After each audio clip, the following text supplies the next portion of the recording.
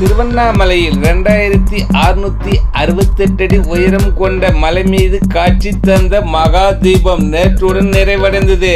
திருவண்ணாமலை அருணாசலேஸ்வரர் கோயில் உலக புகழ் பெற்றது. இந்த கோயிலில் கார்த்திகை தீப திருவிழா கடந்த 4ஆம் தேதி கொடியேற்றத்துடன் தொடங்கப்பட்டு 13ஆம் தேதி மாலை 6 மணி அளவில் பக்தர்களால் அண்ணாமலை என்று அழைக்கப்படும் 2668 அடி உயரம் கொண்ட மலை உச்சியில் மகா தீபம் ஏற்றப்பட்டது. தொடர்ந்து 11 நாட்களுக்கு பக்தர்களுக்கு காட்சியளிக்கும் அந்த மகா தீபம் நேற்றுடன் நிறைவடைந்தது. தினமும் மாலை 6 மணிக்கு மலை உச்சியில் மகா தீபம் ஏற்றப்பட்டு அதற்காக அண்ணாமலையார் கோயில் ஊழியர்கள் மற்றும் பர்வதராஜ குலத்தினர் தினமும் மலைக்கு சென்று மகா தீபத்தை ஏற்றும் பணியில் ஈடுபட்டனர்.